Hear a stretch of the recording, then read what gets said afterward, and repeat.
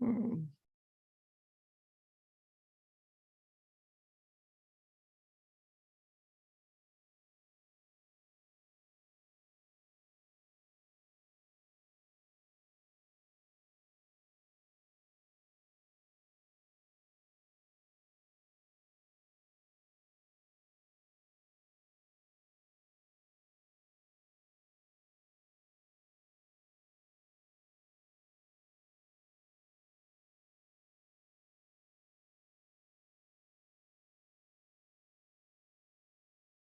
All right, welcome everyone. Holding by Pirke Avos, Ethics of Fathers, as it's known. Again, I want to welcome everyone.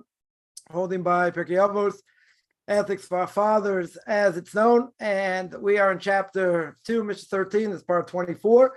Most likely to be a part 25 and probably a part 26. See how far it goes. And again, we're talking about what is the good path a proper person should go in. Right, we mentioned that Rabbi Eliezer says a good eye, Rabbi Shua says a good friend, Rabbi Yossi says a good neighbor, Rabbi Shimon says one who considers the outcome of a deed, and that's where we're holding now. We'll see how far this goes. So we mentioned last week. We spoke about how a woman would take her unborn child and get blessings from the rabbis, for that the child should be a great rabbinic scholar. And also she used to take, when the baby was born, she used to take the child in a stroller and put the child, like it's inside the study also, people would see, so the child would be able to hear words of Torah. So we spoke about this idea that we're living a very cream puff generation, difficult generation, raising kids, and every generation has their different things that difficulties, when it comes to things we have to go through, personal things, whether family with kids, etc. So one thing we want to mention is the fact that, what does it show over here? Hitler, Yamach Shemoy V'Zichroi, Hitler, may his name be blotted out, may rot, wherever he did. A person goes to Yad Vashem. Yad Vashem is the Holocaust Memorial in Jerusalem. One of the things that they have a whole section there for children. And there's a children's section there. There were more than 1.5 million children that Hitler Yamach Shemoy killed. Now, Hitler wasn't, he wasn't a dummy. He certainly understood, what he was doing, trying to exterminate the entire Jewish people. So, there's the question, why so many kids? So what did Hitler do? Who's the first people that Hitler went after during the war? He went after the rabbis, right? So he went after the rabbis. Why did he want to kill all the rabbis? Because then you don't have anyone to teach, right? You're not going to have anyone to teach the next generation. And then he killed so many children, as well. So therefore he wouldn't have anyone to teach. So even if there were rabbis that escaped, killed so many people, you have nobody left, right? So if essentially you have nobody left, then there's no next generation, right? There's no next generation, to teach or perpetuate, Judaism, at all. So the issue, today is that you have parents giving their kids basic education, if that, basic Jewish education, if they're even having kids, right? Then you have intermarriage, and when you have intermarriage, 80% of all children of intermarriages do not get any Jewish education. I'm not even saying bad education, talking no Jewish education, right? So they don't know anything, or maybe they think they learned it. My wife's family, non-religious cousins here, in Israel, and they'll say, well, I learned Tanakh. I learned what the prophets say. So what do I have to learn? Right? Obviously, if you learn it like it's, like a 2-year-old or a 5-year-old or whatever, right? You don't learn it with any depth. So good. So what do they learn? What do they really learn? They don't think there's not anything to learn.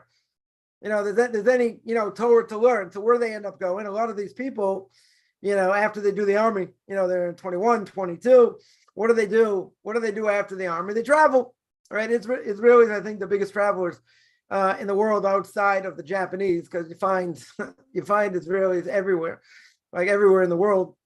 And essentially you have, you have them traveling to Thailand, to Tibet, and the biggest Passover Seder ever. Anyone ever ask you this trivia question? Where's the biggest Passover Seder every year? Biggest Passover Seder is in Kathmandu and in Tibet, because Israelis, they backpack, they travel, all over.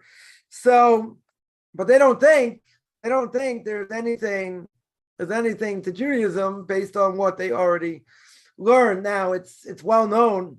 I guess if you don't know, then you'll know now. It's well known that the Dalai Lama of all people has sent, when Jews went backpacking and went to Tibet, and they met him or whatever, the Dalai Lama of all people said, well, we don't have anything to offer. You have to go back to Israel, go back to, to learn Torah, learn about, Judaism. And it's known, interesting enough, that he actually set up people to get married, and they actually got married through him, which is like, it's kind of ironic, in a certain way. Here you trying to find your place in the world. You end up in, Tibet and Kathmandu, and the Dalai Lama of all people says, Judaism, come on, you got to go learn about your own heritage. You're going to come, you're going to come here, learn from us. Nah, we don't have anything to offer, right? So kids, young adults, they don't learn very much. They don't learn very much about Judaism. And even if we try and bring them up, in the right way, right, we have an obligation, parents have an obligation to teach their children, to give them the best chance. I think I mentioned this last week also. Give them the best chance for success. Now, how are you going to give them the best chance of success? You're going to send them to the right schools, right, to the proper schools. But, it's better, obviously, start from a very young age. When they're older, it's harder. Right? What I'm saying, all things being equal, if that would be the case, and you would start at a very young age, and all the kids in the class, come from similar families, or some, more religious, less religious, whatever it is. So the influence should be good. I mean, hopefully the influence on a person's child should be good. So, they go to school, they go to school the 8th grade, so they hit high school. Or by boys after bar mitzvah, they go to what we call yeshiva katana. They go to yeshiva for, 2 years, 3 years. Then they go to yeshiva gadola. They go to when they're like 16, let's say 15, 16, at least most likely until they get married, etc. So they're getting a real chance, right? They're getting a real chance. They're getting a real chance,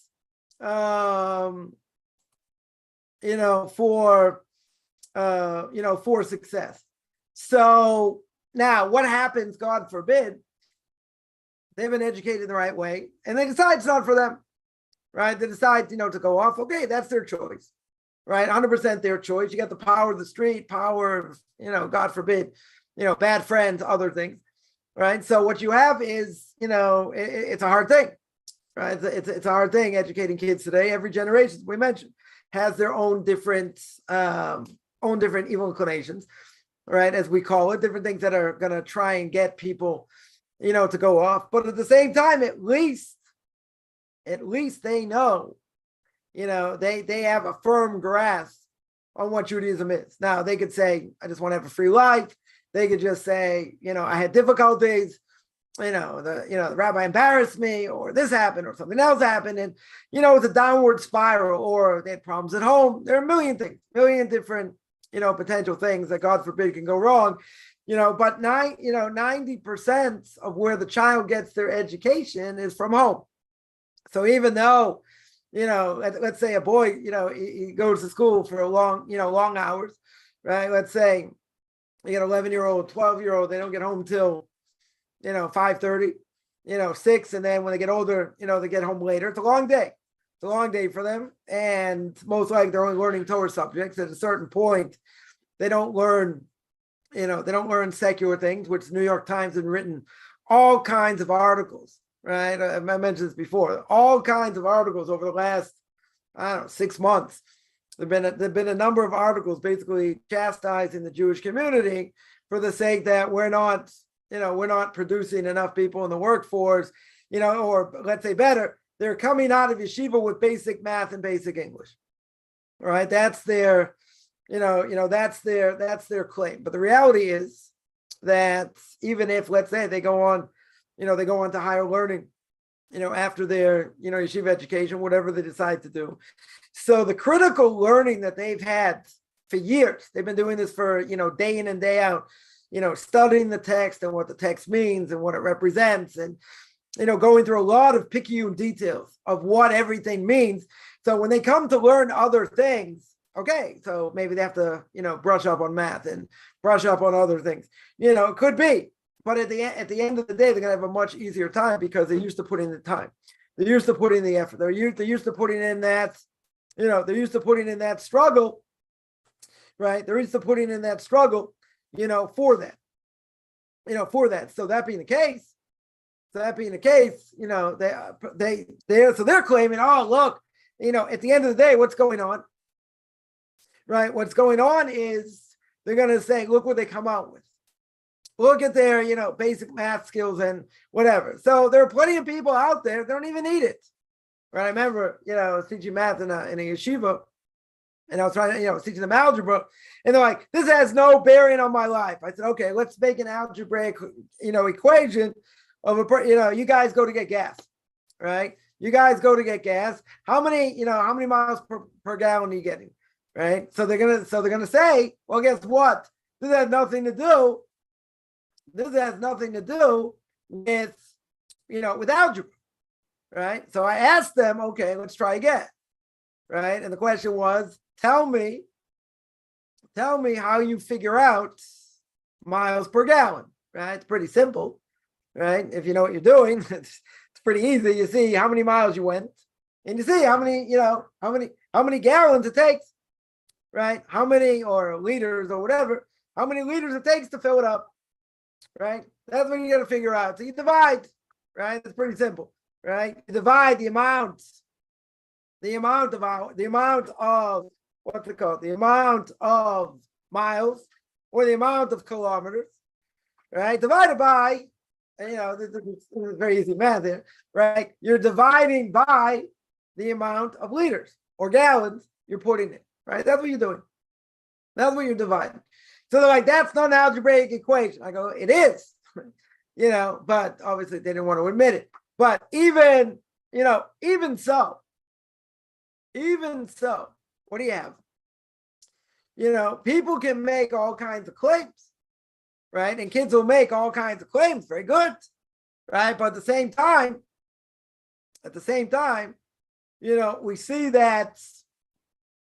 see that a lot of this, depending on what a person is going to decide to go into, in their lives, a lot of this knowledge, and this is one of the biggest lies in the world, put it in my top 5 lies in the world, and that is that a person needs a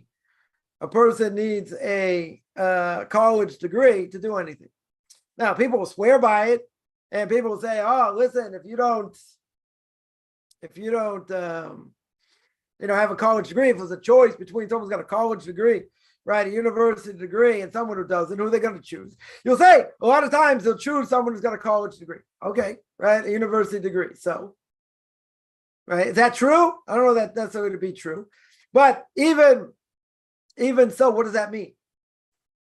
What does that mean? Person, studied, they took a course in, what's it called, in music appreciation, art appreciation. They took some classes in history, sociology, science.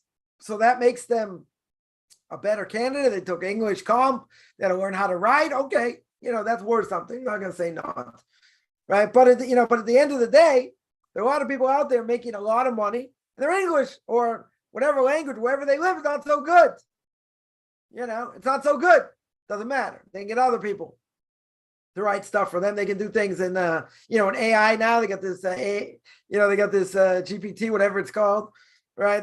Just put in information, and they'll spit out the information, right? So, how much of that knowledge do you really need? It's a lie, right? It's definitely a lie. I can tell you, having a university degree, even though it was in history, and I studied a lot of history and sociology and, and other things that are totally useless, right? Nonetheless, do you need that to get a job? No. People will swear by it. People will say, yeah, of course. You don't have a degree. Yeah. There are things you need a degree for. Okay. Computer science. I don't, you can take courses. I don't necessarily need a degree. You'll say engineering, to be a doctor, be a lawyer, okay. There are certain things I would agree. I would agree. But most things that a person majors in, they're probably not going to work at, get a job working at it. And even if they do, they probably need a master's anyway. Right? So at the end of the day, most things you don't need. Most things are a total waste of time. So, again, people are going to swear by it, say, no, it's not true. You got to get a degree and it's so important. It's this and that. You got to be more well-rounded. For what? What do I have to be more well-rounded for? So I can talk about stupid things at cocktail parties. Like I can show off all the knowledge, all the useless knowledge that I have. For what? For what? My degree came in handy once. Once over the last 25 years. Came in handy once. Right. But again, people will swear by it, but even so. So the idea over here is we have an obligation. Parents have a huge obligation to raise their children to learn Torah even from a very young age. Now, what happens if you started later? Okay, right? It's going to be much more difficult to educate those kids, right? So I mentioned, I think last week as well. I mentioned that I know somebody became religious later in life, and their kids wanted zero to do with it. They wanted to have nothing to do with it. And as far as I understand, that's where they're still holding. Now, I know someone else. I know one of my son-in-law's father. That's his father, or let's say better, son-in-law's grandfather. Grandmother became religious later in life. And, their kids all went on that path. They went to Shiva, went to girls' schools, whatever. They went all on that path. That's not a guarantee by any stretch. You're talking, 8, 9, 10, 12 years old. All of a sudden you're going to turn around and parents are going to say, okay, this is what we're doing, et cetera. And the kids want to go, right? It doesn't always work like that. And I would say probably a lot of times it doesn't necessarily work out that way. It never took a survey, but that would be my guess, because it's too hard, right? Unless they've been brought up from a relatively young age. I spoke to someone the other day. They were telling me like their kids don't know anything else. This is the way they've been brought up. Okay. That's something else. That 100% is something else. But later in life, it's harder. So it's better. Definitely better. And there's a great responsibility to have their kids learn Torah at a very young age. Now, if they didn't, it's okay. They're going to play catch up, right? If they wanted it all. That's what they're going to do. But, there's an obligation to give them the best opportunity. Now, I mentioned this before. I mentioned again, a lot of good things to repeat here. And that is, that I had somebody, hammer me left and right, we're fanatics and we're this, and, you have to be a little more open-minded and whatever. And I told them, at the end of this whole tirade, I said, show me a better system that works in bringing out Jewish kids that are going to stay Jewish and be religious and want to pass it down to the next generation. So this person admitted they were, one of the few people I met that's intellectually honest over the last 30 years, right? What did they say? I said, I agree. They said, I agree 100%. That is probably true. But you don't have to be a fanatic. Okay. Right. But at the end of the day, there's nothing else that works. I have people I grew up with, they'll say it's not for me, it's this, whatever. But at the end of the day, you have zero guarantee. Zero. Your kids are going to want to marry someone Jewish. None. Right. I would say just the opposite. There's going to be a much greater chance your child will end up married than the other way around. Now, if a person if a person makes the choice, if a child makes the choice, they decide, okay, it's not for me, but they went through the system. The system's not perfect by any stretch, but they went through the system, from a very young, when they were younger, they went through the system, they end up going off. So let's say there's a dropout rate, 8%, 10%, let's say. I don't think it's more than that. It can happen. 100% it can happen. But at the end of the day, at the end of the day, you have to give someone the best chance to succeed. If you don't give someone the best chance to succeed, it's like playing Russian roulette. I'm gonna say worse. It's not Russian roulette. You have no chance, none, of passing that down. And if someone does, they're lucky. So someone will say, and I've heard people say this, you don't know what's going to happen with your kids. Like it's a curse. You don't know what's going to happen to your kids, right? But they know what the difference is. They know what real Torah is. No one else out there, unless they've gone through the system, knows what real Torah is. They've never been exposed. If they've been exposed and they go off, why do people go off? So we'll deal with this topic a little bit. Why does it happen? It can happen because, parents, difficulty with parents. They can have a learning disability. They could just, and there are some people just pulled by the street. The parents can do what they can, but, at the end of the day, the street's very powerful. There could be abuse. There could be physical abuse. It could be psychological abuse, anywhere in between. You could have a lot of different things going on. A lot of different things. But what do I have? What I have is a major issue here. And, it's not a small thing over here. There are stories of, kids every year that are dying by overdose. Religious kids came from religious families. So again, is Torah an inheritance? No. Torah has to be acquired. See, if you grew up religious, you're going to say, well, you don't know any other way. People say it's not fair. Why are you only going to give them that system? Why don't you, expose them to everything? So I told somebody, if they got a great idea, I'd be willing to send my kids to university. You send your 2 boys to yeshiva. Oh, I would never do that. Not so open-minded, right? They say, oh, I have to leave my mind open until my brains fall on the floor, but you're not willing to go the other route. You're not willing to send your kids the other way, right? That's the only guarantee for success in this world, to pass it down to the next generation, right? I'm talking about for Jews. Non-Jews have it much, it's much more difficult, right? If somebody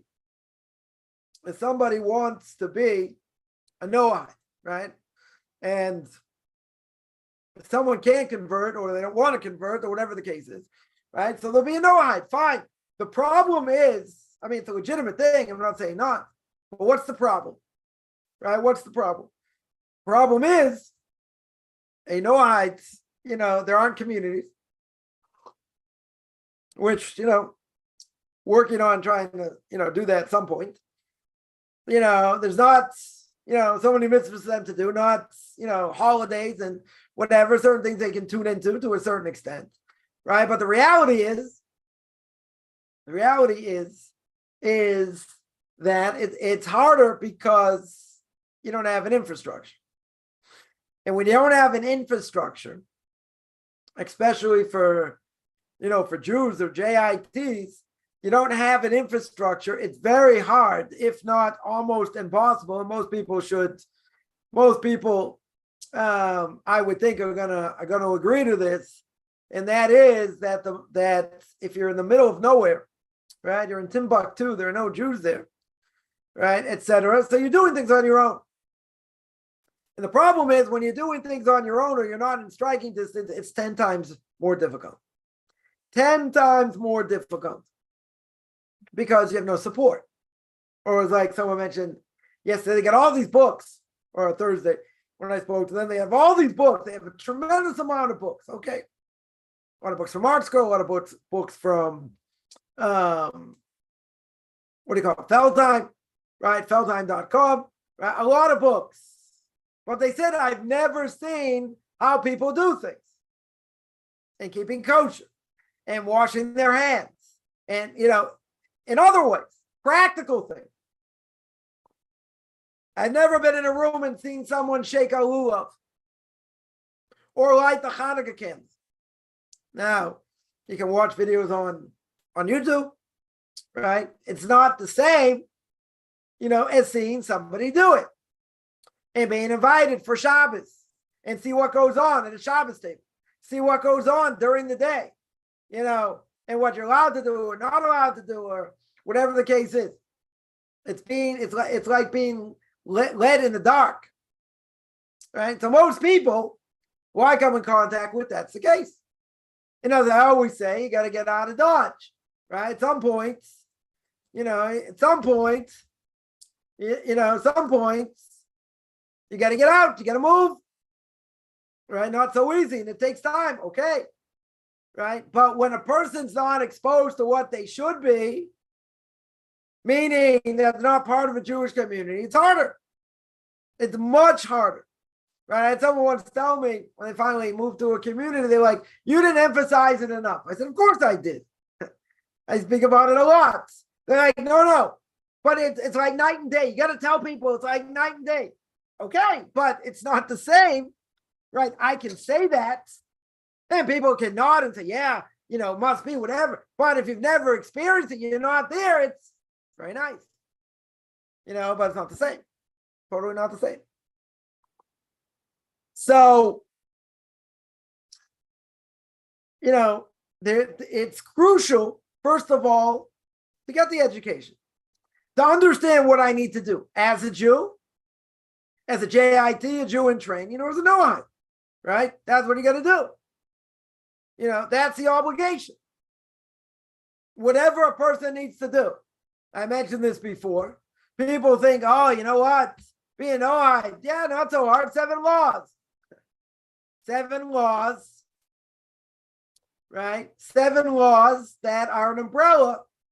They're umbrella for about 60, 65, 70, all together. But they are in detail. There are a lot of details, about what you need to do, what you need to keep, right, etc.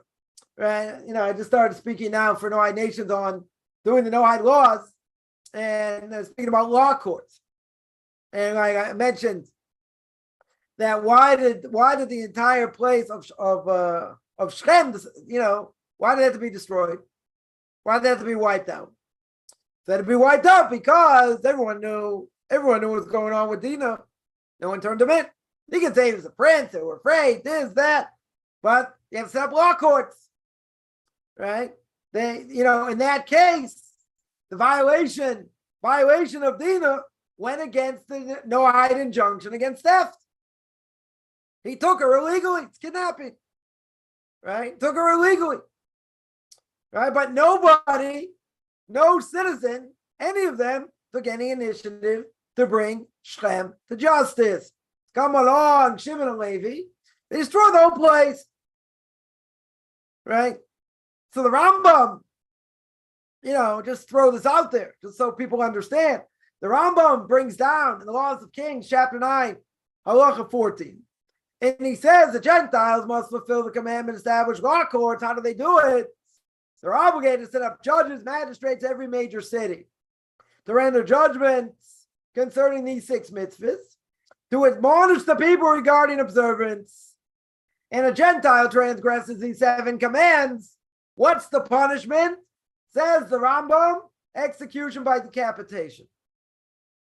So the inhabitants of Shechem were obligated to die. Because what did Shechem do? He kidnapped. And they observed, they were aware, they did not judge him. So according to the Rambam, people of Shechem violate the mitzvah of Dinim, not setting up law courts. They didn't bring the prince to justice. The Rambam disagrees. Because if that was really the case, right, then why did Jacob chastise them? If they're obligated in law courts and they're liable for a death penalty, obvious question is, Why did Jacob chastise them? They were liable for death penalty. Jacob didn't know that. How did Jacob not understand that? They'll be put to death. Right? So, good point. We're not, that's not the topic here. Right? But I want people to understand that there's a lot more going on, than most people think. So they, let's just learn the Noahide law. Right? I'll just keep the Noahide law. There's a lot to learn in Musar and in ethics. Be good that they shouldn't speak Lashon Hara. They should learn Tanakh. They should learn Jewish philosophy. How to look at the world. Right? Derech Hashem, the way of God, talks about why God created the world, the purpose of man, how the evil inclination works, reincarnation, a lot of things. What's the purpose of the nations? Due to the heart, also, but having proper faith in God, taking a cheshbon and nefesh, a self-accounting, right? And what you're supposed to do, taking the self-accounting, right? I'm going through that right now. In that class, there's tons to learn. But you tell me we don't have real communities. People are spread out. You're right. They're difficult. 100%. They're difficult. And people will say, well, I want all of it. I don't want just, some of it. Okay. That's their choice. I'm not here to convince people. But the idea is there's a lot more to learn than people think. Not all the Noahide laws are liable for death penalty, but that doesn't matter. There are some that are. So you got to be careful. 100%. You got to be careful. What you're doing. And as Kaufman would say, even if it's not an obligation per se, right? I would say it's a moral imperative. Speaking Lashon Hara doesn't apply to non-Jews. It's a moral imperative. They shouldn't do it. It's not good for them. It can have negative effects on them. Right? So back to our topic here. I don't want to get too far off topic here. And that is, as we said before, there's a huge responsibility. Huge responsibility for parents to raise their children in the right way. Right? Even from a young age. Now, let's say you started later. Your kids are older. Okay, you got to try and educate them the best you can. What's the problem? Person's going to say, but they don't want to go the right path. They don't want to do this. They want to stay Christian at whatever level. So what do you do? You do what you can do. They decide to do that. Okay. That's their choice.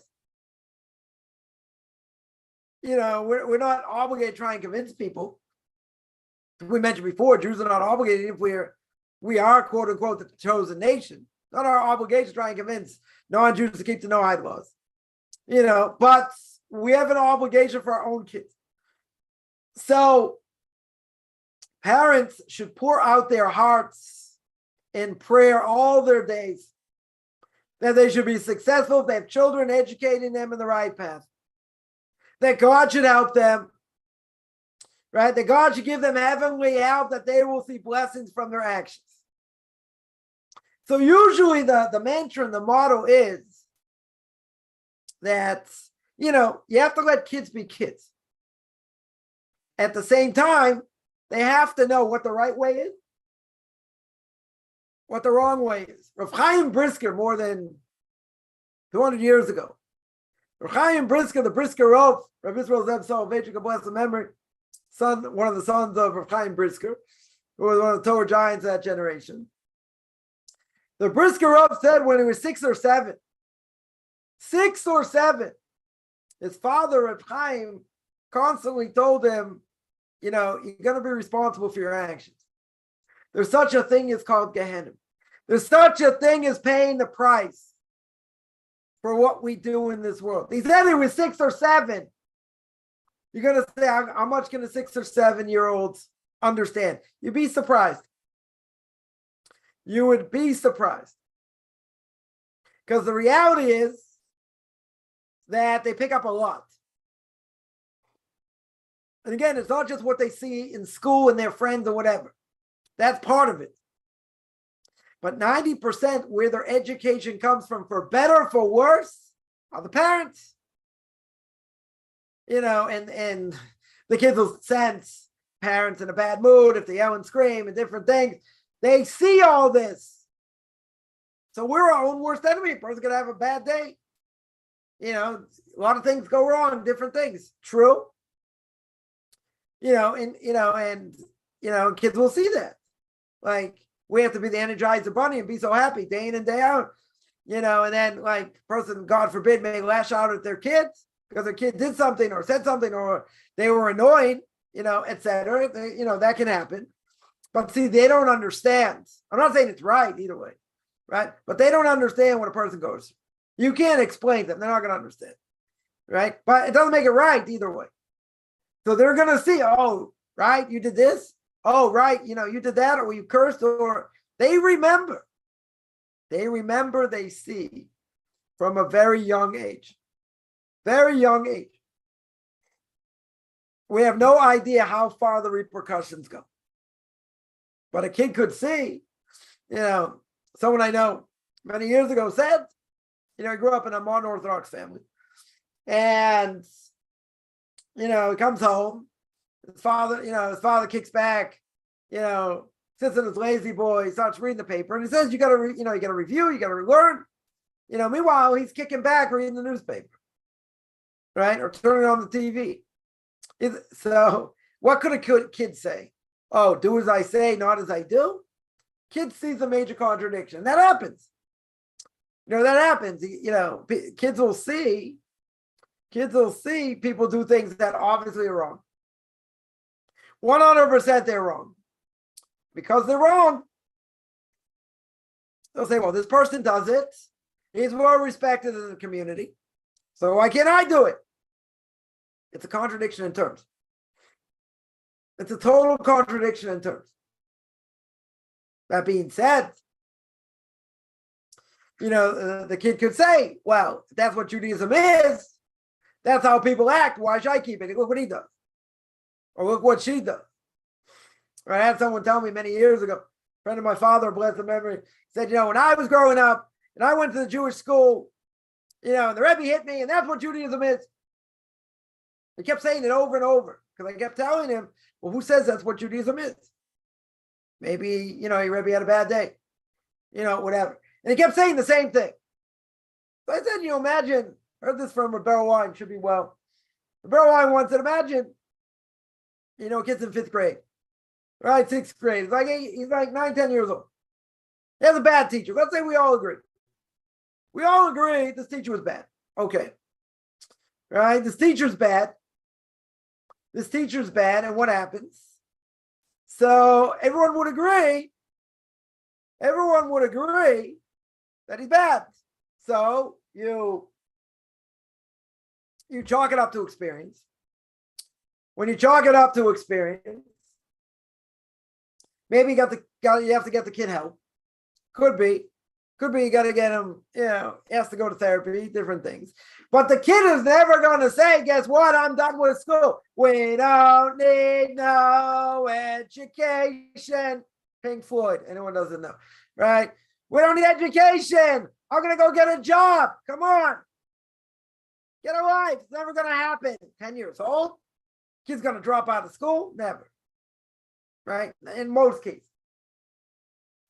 Right? So now you get somebody keep saying, oh, look what happened over here. The Rebbe hit me. Maybe he had a bad day. Maybe, his kid just got hit by a car. I don't know. Could be many things. But you're not going to say, well, that's it. I don't have anything to do with Judaism. Who says that's what Judaism is? See, the problem. A Rebbe yells at a kid, or God forbid, embarrasses them in public. That can destroy them forever. Now, I'm not saying it's right. The kid makes his own choice. But see, you got somebody who's got authority. And they do the wrong thing. No one's allowed to embarrass someone else. Ever. All right? Not even on Purim. You're not allowed to embarrass someone. At the same time, you lose your portion of the world to come. So there's a difference of opinion between the Rambam, Rabbeinu Yonah, and others. Right? The Rambam and others say you murder someone, you shot him in the head, you killed them, you don't get that penalty. It's a total prohibition, but you don't get death penalty. Some say you do, but most say you don't. Comes along Rabbeinu Yonah on the gate of repentance in Shari Tshuva. And comes along Rabbeinu Yonah, he says, which is an unbelievable idea. He says, if you embarrass someone in public, you lose your portion of the world to come. Now, why is that? Because if you embarrass someone in public, the Gemara says the person turns white, they turn red. If they turn white, then they turn red. That's like murder. It's like you killed someone. So anyone who's ever, God forbid, been embarrassed, they feel like, which rock can I hide under? Which cave can I go to? They don't want to face anybody because they've been totally embarrassed. So I get it. No one ever wants to go through something like that. True. But to say it's equated to murder, it's an offshoot of murder. It's not murder. It's not like you took a gun and shot him and he's dead. It's not murder. It's an offshoot of murder. Right? If it's an offshoot of murder and it's not murder itself, how can it be? How can it be considered like you lose your portion of the world to come? Now, what's someone going to answer? What's the simple answer? Simple answer is when a person gets embarrassed, it's like they've been destroyed. No different than murder itself. Because anyone's gone through it, they understand. No different than murder itself. No difference. Right? But so again, even if the person got embarrassed and it started a slippery slope and they started, to lose their faith in Judaism and different things, and they decide to go off. It's their choice. 100% their choice. But at the same time, there are repercussions. The person did something to them. They're liable, nothing to talk about. But the person, how they interpret it, how did they look at it? Now, there are certain things I heard years ago, and I don't think it's changed, that a lot of these kids, these Jewish kids, God forbid, that are, on drugs or God forbid OD. Why is that? Majority, again, there are people, involved in this. It's not my area of expertise by any stretch. But, I know someone in charge of an organization, is what he does, works with these type of kids. And he said the vast majority, not just about every one of them, has been sexually abused. That's where it stems from. Now, is that the only cause? Not the only cause. Definitely not the only cause, right? But he said anyone he's seen is either on drugs or OD'd or whatever. Just about every single one of them has been abused physically. Now, again, I'm not a therapist. I'm not a psychiatrist. So people can take what I say with a grain of salt. Person's going to need serious therapy. It's a major trauma. True. 100% true. Not denying that. And I'm not throwing anyone under the bus. God forbid anyone's ever been abused. Right? You can't really comment on something unless you've really gone through it. Okay. But I am going to make one statement. And that is, as difficult as that may be, it's not that overcomable. There are people, who lead normal lives, get married, kids, grandkids. I heard a story of somebody, leads a normal life, was able to work, was able to function as kids, as grandkids, still rip-roaring mad at what this person did to them when they were a kid. And that's 50 years later, 55 years later. Now, they have a right to be angry, okay. But then go through major therapy. It's a major trauma. True. Very true. But at the end of the day, they held their faith and they kept on going. They might have ups and downs. They may have a lot of downs. Okay. Everyone may react a little bit differently, however it is. So I'm not here to judge. All I'm saying is if a person goes through that, how is God going to look at it? Is God going to, what happens to a child? It's not punishment for the child per se. What their soul, for whatever reason, has to go through. But it affects the person, sure it does. It's no question. Totally affects the person. And most people today that are pedophiles were abused when they were kids. Right? And I've heard, from psychologists, that's something that's, I'm not going to say it's no cure. Right? But it's very hard. very hard to cure that because they themselves were abused and they abuse others. Majority of the time. So that, so again, a person who's been affected by that, if they've been affected by it and they're able to function normally, okay, relatively speaking. So people have that strong faith, they got the help they needed. They might have other issues, but the Judaism stayed intact. Now, can I judge somebody whose Judaism is not intact? Can't judge them. Someone who went through the Holocaust and survived, saw their whole family wiped out. Can I judge them? No, can't judge them. We're not going to tell them, listen, there was so much into marriage, so much this, so much that. That's not going to bring their loved ones back. That's not going to help them. And I remember once, I spoke in a Jewish community center somewhere in the States. I spoke about reincarnation. So basically, I spoke about how the evil inclination works, et cetera. And then for 5 minutes, 10 minutes, I spoke about reincarnation. So at the end, I was talking to people afterwards, and this short little woman comes up to me, with a very thick accent. She's like, Rabbi, you're very, very clever, right? You're very, very clever. And she went on to say about she was a child. She grew up as a child in the Holocaust. And some of the process that she saw and how hard it was. And someone there came to try and answer her up. Trying to answer up for what, why the Holocaust happened. And I just took this person and pushed him aside. I said, let her talk. Let her vent. Even if that's the reason or it could be the reason or whatever, you don't tell someone who went through it or lost their family. They can't hear it. They won't be able to hear it. But if somebody like that, they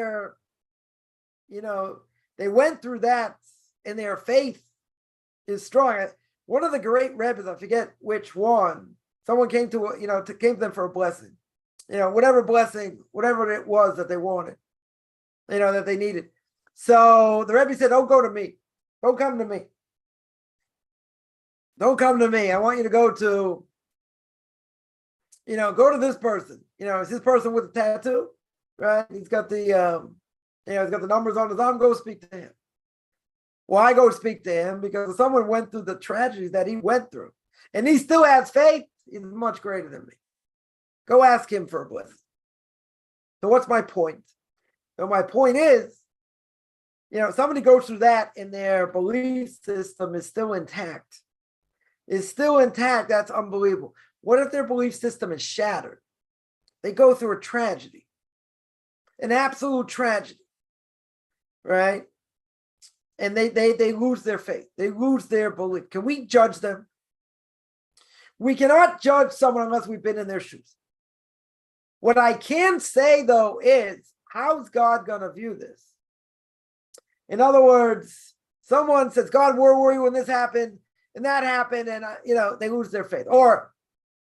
Or in this case, the case I'm thinking about, someone gets embarrassed in public.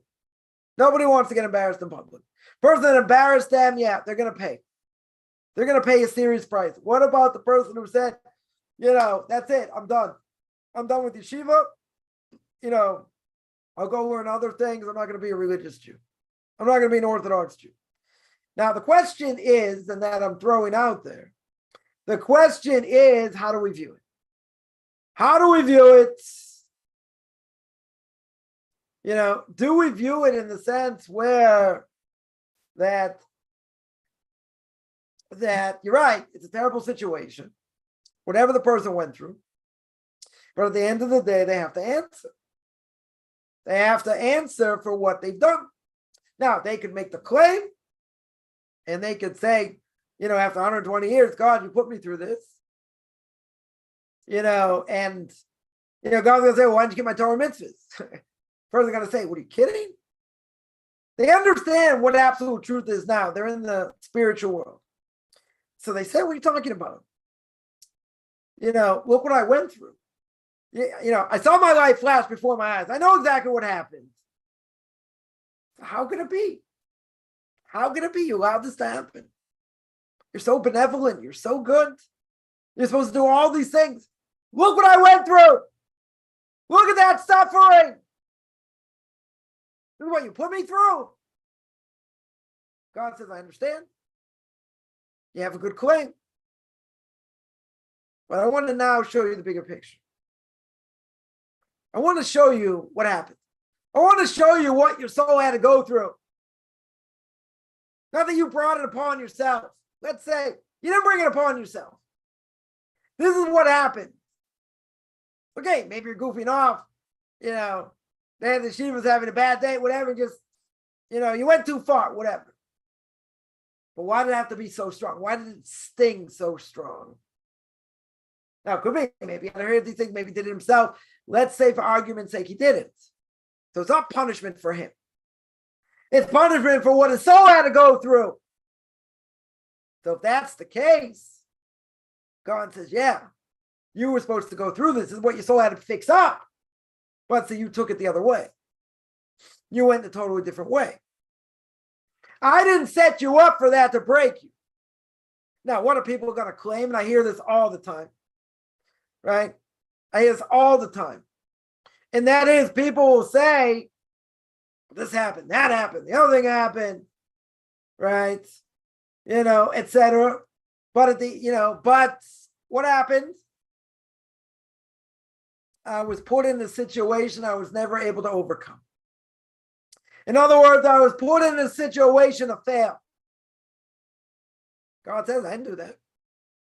I don't put anyone in a situation to fail. You may think you're put in a non-winnable situation. Okay? But at the end of the day, it's not the case. At the end of the day, you were put in whatever situation for you to overcome. Oh, you think I can't overcome it? I can't do it. It's impossible. There are situations people are put in just in general.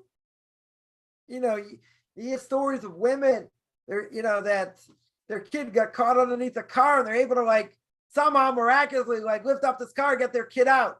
They don't have the strength for that. How are they able to do it? Right? There are cases like this. I'm not going to say it's so common, right? But we're put in certain situations. The person's going to say, I am not the most righteous of this generation. This is impossible. This 100% is impossible for me to fathom. Right? So I know the story. I think I mentioned this before. I don't know the details, but I will mention. I'll just mention the story in passing. The story of somebody who became religious, and they ended up going back to the States, and the family put a lot of pressure on them to be like who they were. They try to be strong. Some reason, I don't know why, they don't live in a Jewish community, or as far as I understand, they didn't have proper rabbinic supervision in their life. They didn't have any rabbis in their life, any mentors, I don't know, to help them. And they went back becoming who they were before. In other words, they gave up being religious. Now,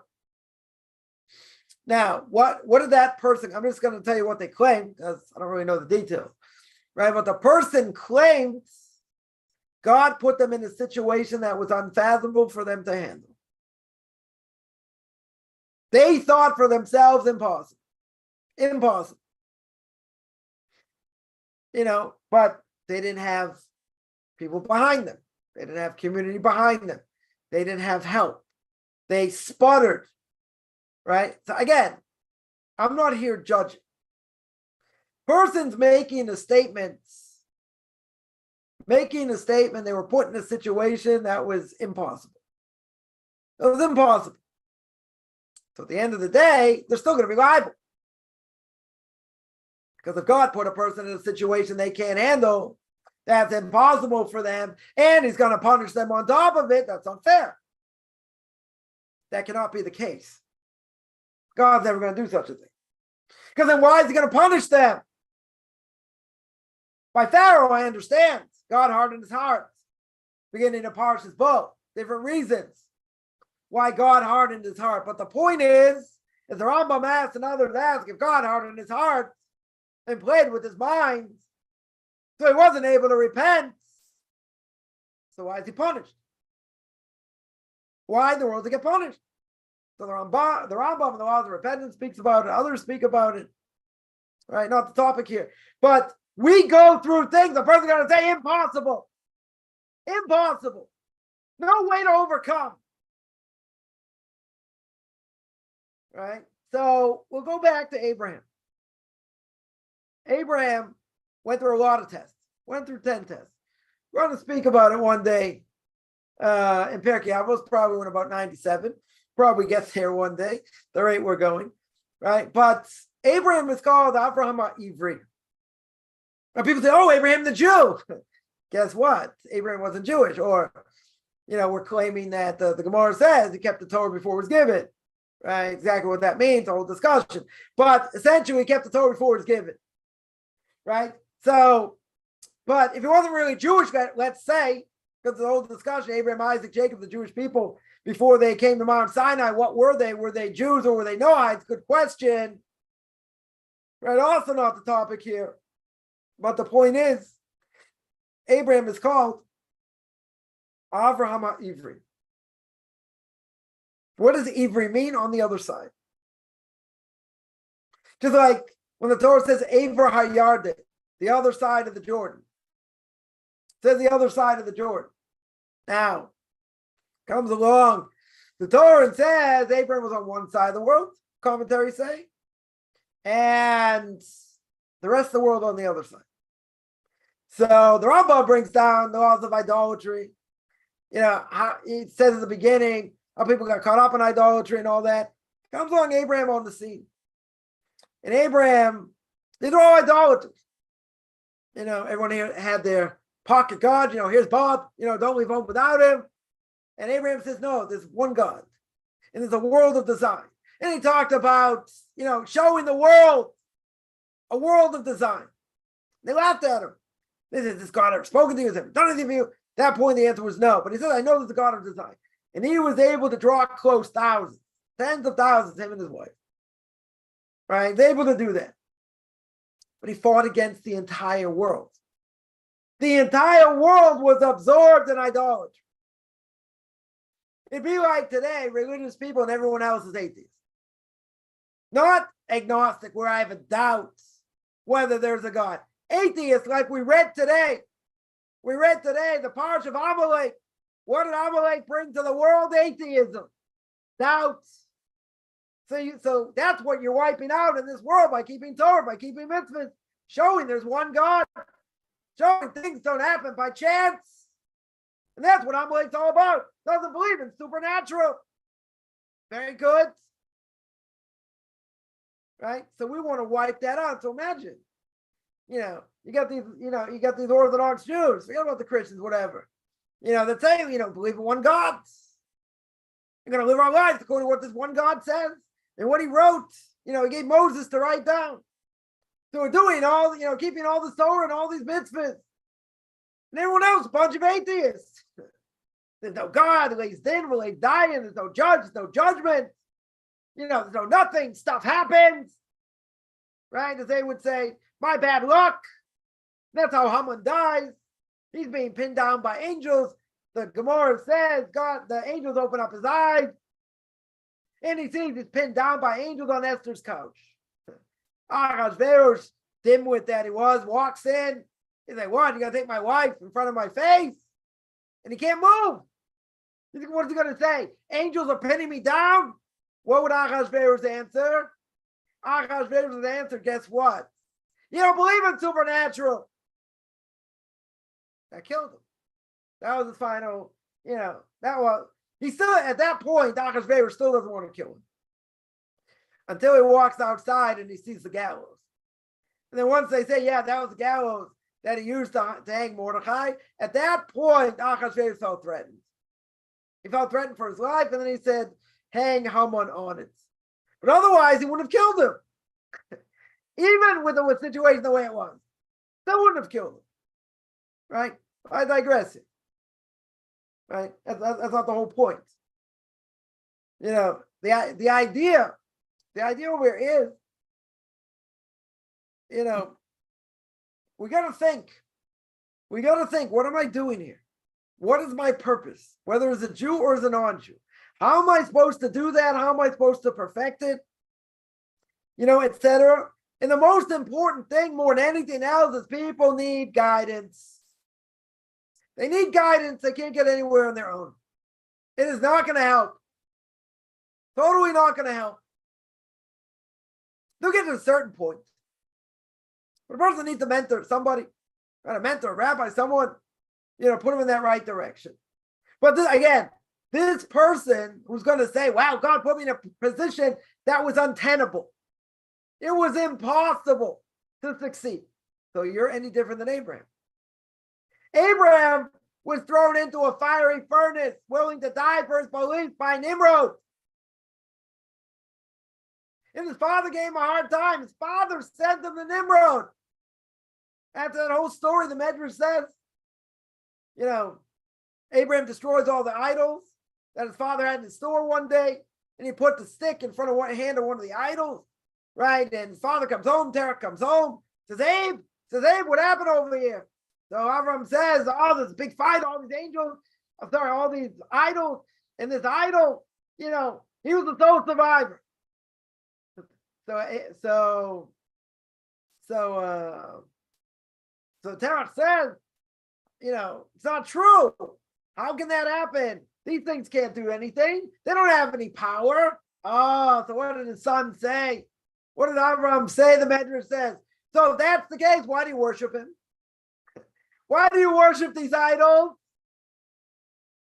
So what did he say? So what did Terach say? So Terach said, smart kid, I'm going to send you to Nimrod. I'm going to send you to Nimrod. Sent him to Nimrod. And Nimrod said, and Avram had fun with him also. Different philosophical arguments here and there. Nimrod said, okay, let's go back to fire.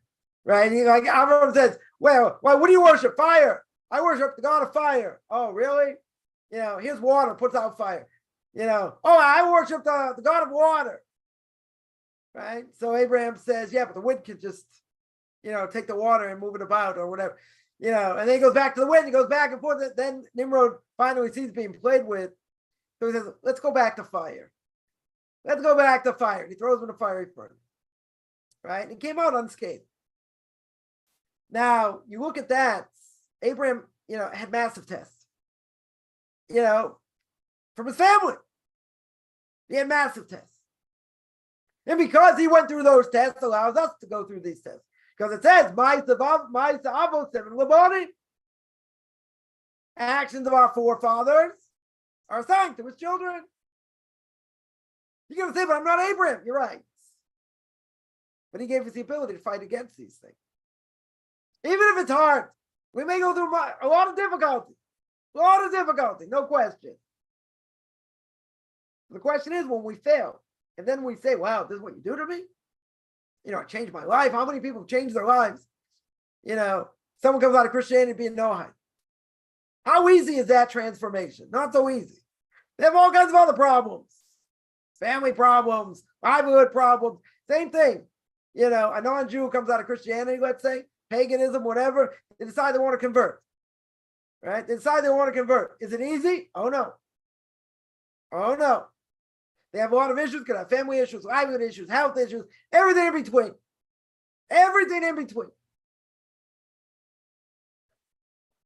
Right? They're going to say, wow, what a confidence. Can't believe I'd so love to join. Look at all the problems. As someone started my classes, I mentioned this before. A few weeks in, washing machine goes. Then a fridge, and then a problem with their car. All right, does this know what happened by your students? I said, yeah, by you what happened earlier. What's the difference? What's going on? Now a person has a higher reality. They understand there's a God in the world, there's reward and punishment. They now want to be closer to the king, right? So the Korban Aron in chapter 10 or chapter 11 of the book of Leviticus says the Or Chaim HaKadosh brings it down. What happened in Nadav and Avihu? Why did they get killed? Because they were so close to the king. They got so close to the king, they messed up at whatever level they messed up at. They're very close to the king, and you can get burnt by being close to the king. So you say, well, isn't it worth it not to be close to the king? Yeah, maybe.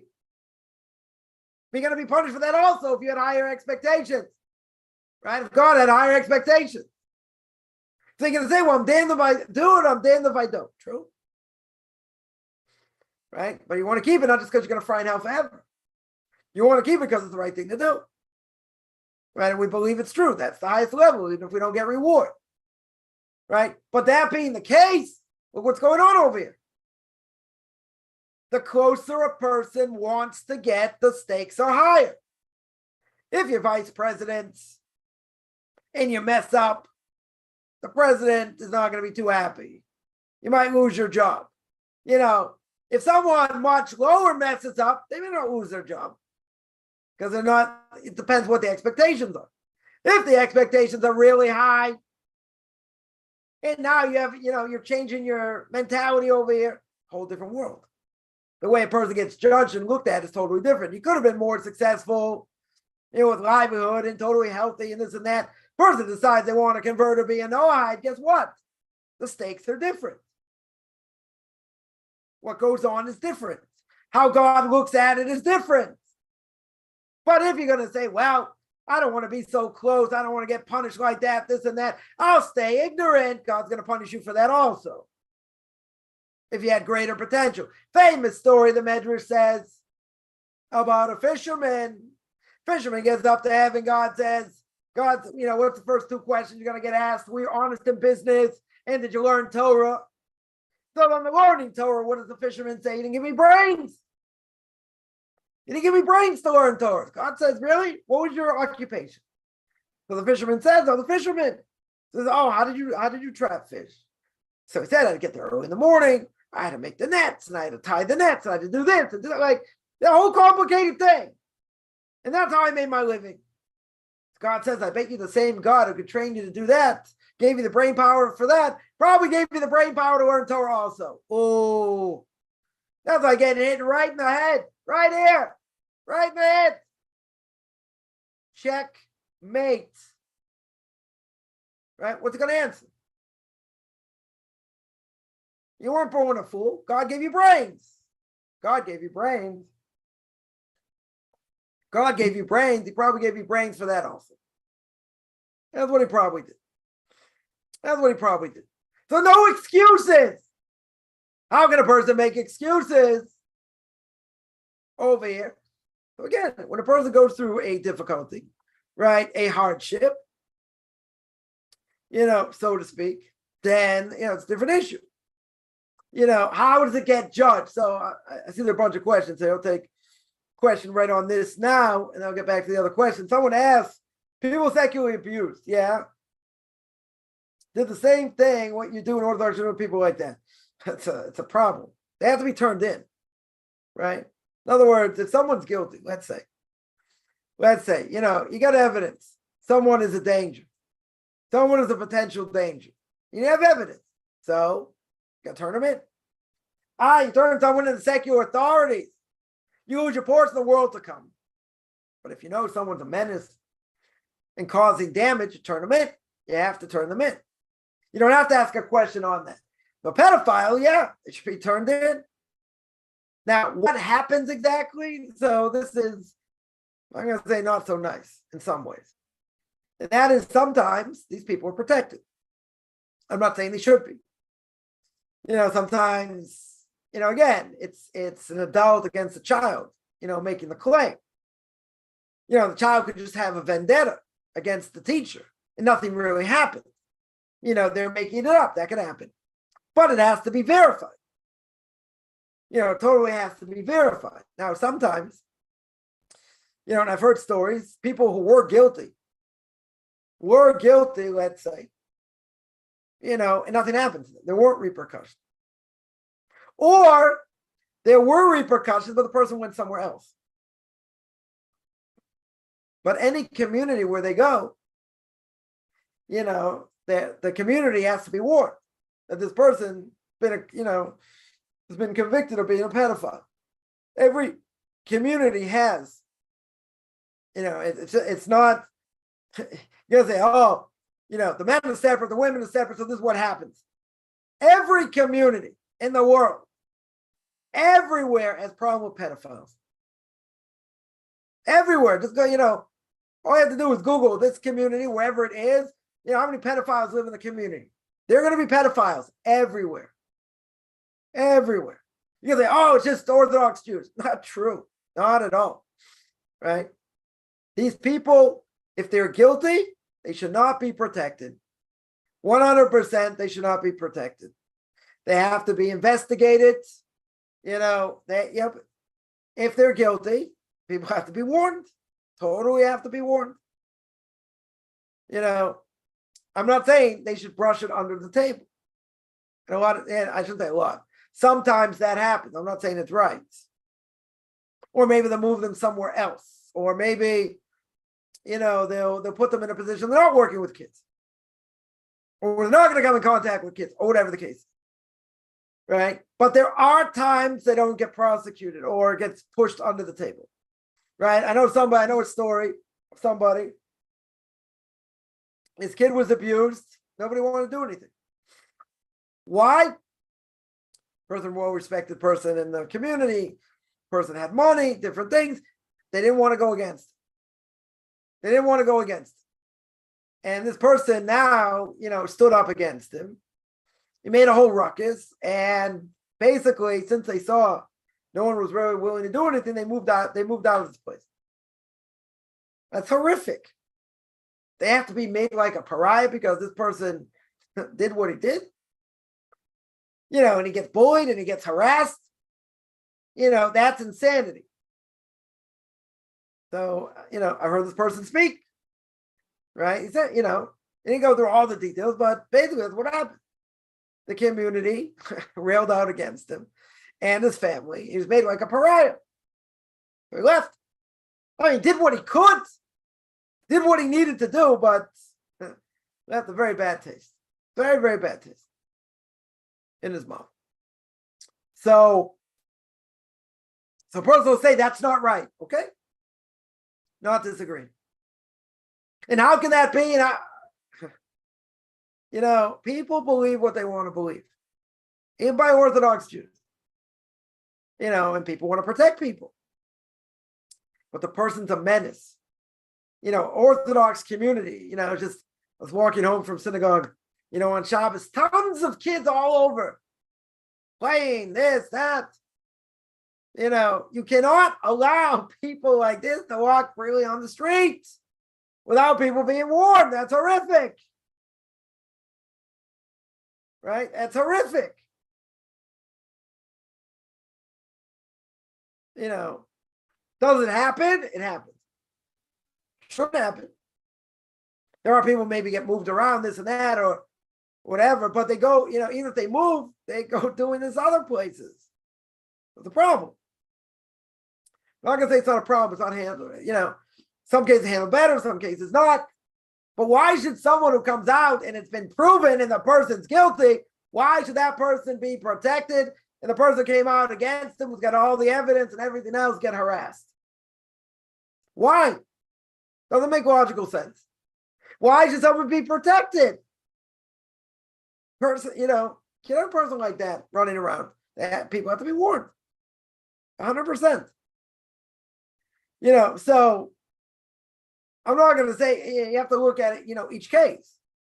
But I know, take that case. I know of another case where a family basically lost faith, in the rabbis in the community. One of their kids also molested or attempted molested. I don't know if they exactly molested, but, attempted, and that person got protected in that community. And people didn't help, or they did help. They didn't think they helped enough. Whatever it was, basically most of that family today, their kids are not religious. And if some of them are, they're somewhat religious. Now, again, can we blame them? It's hard to say. Community doesn't back them. The person gets away with it. Again, you say, wow, that's what Judaism is. That's how Jews act. That's terrible. Okay. Not going to disagree.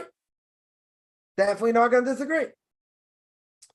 Right? But there's still responsibility for the kids themselves, for the parents themselves. There's responsibility. But I understand at least a bad taste in your mouth. That I understand.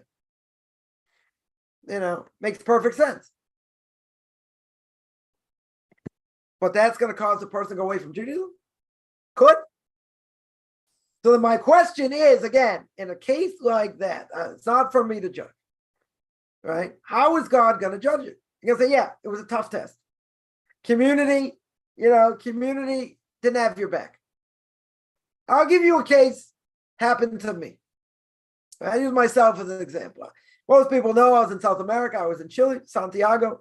It was known there was somebody there, gave rabbinic supervision for wine that was being watched by, at one point was being watched by secular Jews. Secular Jew watches the wine's got no believability. That wine can't use.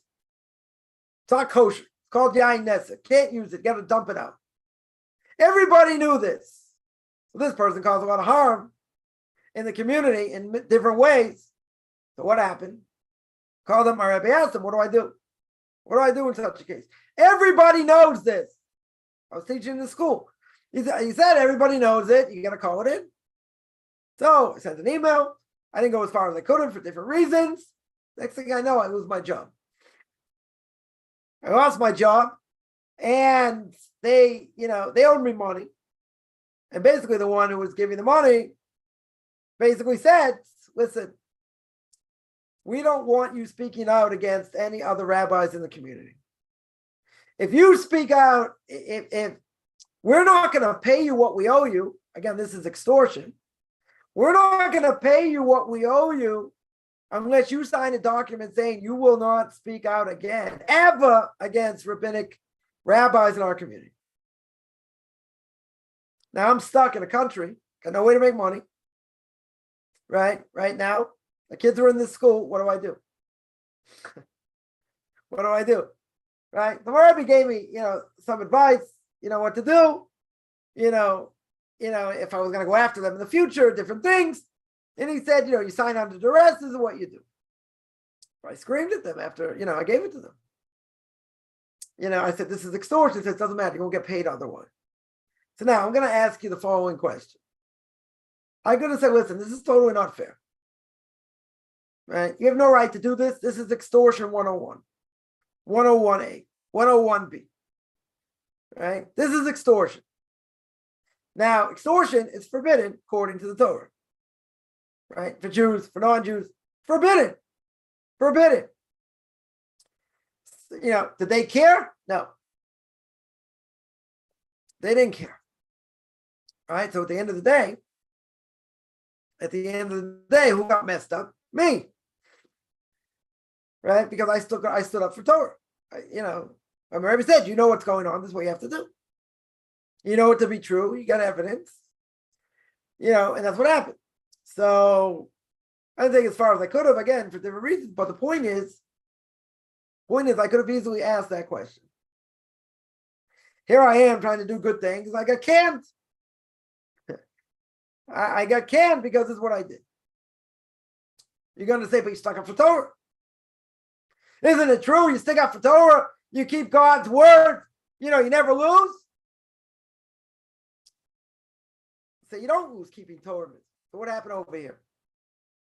Look at me. There was some decree against me, up in heaven for whatever reason. And said, okay, you're going to pay this way. And this is what's going to happen. Could I have said, wow, I became an Orthodox Jew and this is what happens? This is how other quote unquote Orthodox Jews act? No. They're totally krum, as we'd say in Yiddish. They're messed up spiritually. Totally messed up spiritually. This is totally forbidden. Totally forbidden. But a person can say, wow, that's what Torah is? Torah is supposed to help you. Torah is supposed to support you. Torah is supposed to, change my life. But guess what? People become religious, become Orthodox Jews, or they want to convert and this and that. Does it change anything in general? Doesn't. In many ways. Why do I say that? Because a person could say, I became religious and this happened and all these negative things happened. So what's the point? I wasn't accepted in the community. Community gave me a hard time. Livelihood was an issue. All of a sudden I got sick. I got cancer. This, that, all these different things. So you're going to say, what about life being fair? You know what the Torah says? Life's not about being fair. It has nothing to do with life being fair. Torah is about what the right thing to do is. You have to do what you have to do. You let God do what he needs to do. Yeah, but I don't understand it. It doesn't make sense, and this shouldn't happen. There are certain things in my life I can tell you I think make more sense. Why some things might have happened, or not. I could be fooling myself. Maybe I don't know 100%, whatever. I've been able to make certain sense out of some things. That period in Chile for 6 months, no idea at all. None. Speaking about that tomorrow, I spoke last week about taking sparks out of certain places. Still, I don't even have a bad answer what the purpose of me being there was, except to be abused. That was it. No other, I don't see anything else. Anything good came out of it. Except, my wife gave birth there, and, she had we had a maid, so having a maid was easier than buying plastic products and different things. Okay. That was a benefit, but it can't be that's what I was doing there in general. So I have no idea. Absolute 100% disaster. But, as we always say, when Jews do the right thing, they go all the way up.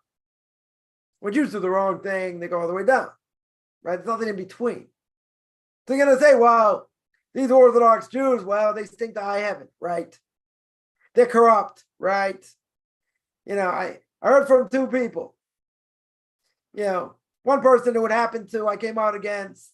And the person says, in public, he's bleeding me. It's not true, blah, blah. I'm not making any money from this. From this cash. I'm not making any money, which was a lie. But I'm not making any money. And the other person who's the head of the school says, no, what are you doing taking away someone's livelihood? Somebody's lying. One of these shmegegis over here is lying. There's no question. Somebody's lying. But who was the patsy? Who fell? Me. Because I called him on it. So I told my Rebbe once, I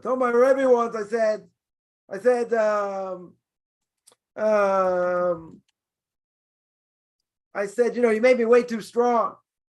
He said, yeah, how have I? He said, how have I? Yeah, it should be like I made you too strong. But I paid that price. Then I had to leave. Couldn't leave my kids in the school for other reasons. And I ended up in Lakewood, New Jersey. Finally I got my kids in the school, other things, but like that whole thing, the next 2-3 years were like a disaster. Absolute disaster. I got involved in real estate and the market crash in 2008. Right, with the mortgage whole thing. That's all I was involved in. So it's like, funny joke. I said to God, okay, I got involved in something I didn't necessarily want to get into. Whatever, I had a certain level of success. And the whole thing collapsed. Until I ended up coming back to Israel. My oldest daughter was 14 at the time, I ended up coming back. My wife got them into schools, my daughter into school, and whatever. I ended up in the community where I am now the last 15 years. It just so happened in the last 5 years, 3 of my kids got married to people in this community. Go figure. So I had to go all the way around China, go from Israel to Chile, Chile to New Jersey back to here. And my kids married into beautiful families. Would I have signed up for that? No. Unless God would have come to me and said, listen, the next 15 years is going to be really hard. This and that, you're going to go through this, that, and the other thing. But in the end, this is what's going to happen. Okay. I'll sign up right now. I didn't know that. Nobody told me that.